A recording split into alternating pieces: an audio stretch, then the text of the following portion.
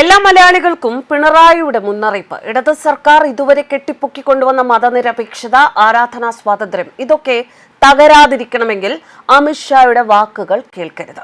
ബിജെപിക്കുള്ള ഓരോ വോട്ടും കേരളത്തിന്റെ തകർച്ചയ്ക്കിടയാക്കുമെന്ന് മുഖ്യമന്ത്രി പിണറായി വിജയൻ. സംസ്ഥാനത്ത് ബിജെപിക്ക് മേൽക്കൈ വന്നാൽ നമ്മൾ ഇത്രകാലം നേടിയെടുത്ത മതനിരപേക്ഷതയും ആരാധനാ സ്വാതന്ത്ര്യവുമെല്ലാം ഇല്ലാതാകും.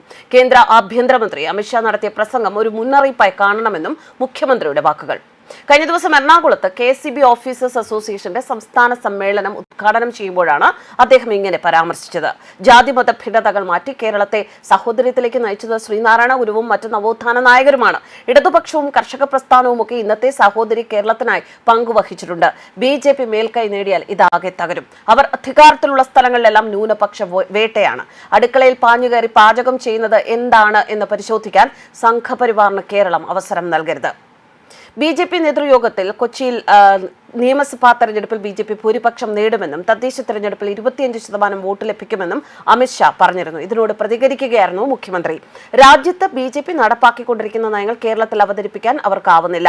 മറ്റിടങ്ങളിൽ കാണുന്ന വർഗീയ സംഘർഷങ്ങൾ കേരളത്തിലില്ല.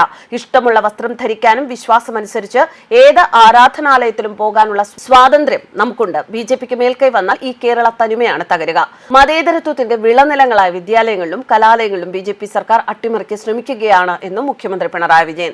പാഠപുസ്തകങ്ങൾ പുതുക്കി എഴുതിയപ്പോൾ അവർ ചില ഭാഗങ്ങൾ വെട്ടിമാറ്റി. എന്നാൽ അങ്ങനെ വെട്ടിമാറ്റിയത് നമ്മുടെ വിദ്യാർത്ഥികളെ കേരളം പഠിപ്പിച്ചു. UGCയുടെ രീതികൾ മാറ്റാനാണ് കേന്ദ്രത്തിന്റെ പുതിയ നിർദ്ദേശം.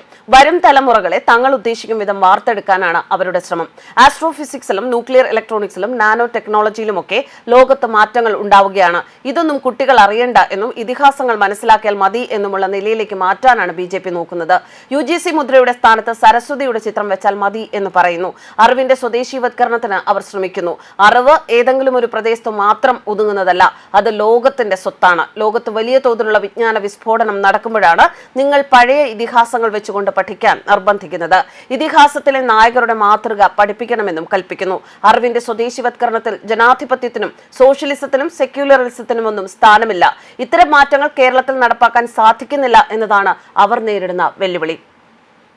അമിത്ഷായുടെ ഭീഷണി പ്രാബല്യത്തിൽ വന്നാൽ ഭാവി തലമുറ ലോകവിജ്ഞാനത്തിൽ ഒരു ഭാഗം നിഷേധിക്കപ്പെട്ടവരായി മാറുമെന്നും മുഖ്യമന്ത്രിയുടെ മുന്നറിയിപ്പ്.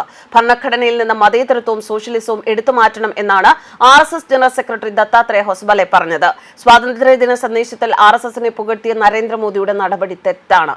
സവർക്കറെ മഹാത്മാഗാന്ധിക്ക് മുകളിൽ പ്രതിഷ്ഠിക്കാനാണ് ശ്രമമെന്നും മുഖ്യമന്ത്രി കുറ്റപ്പെടുത്തി. ന്യൂസ് ഡെസ്ക് കർമ്മ ന്യൂസ്.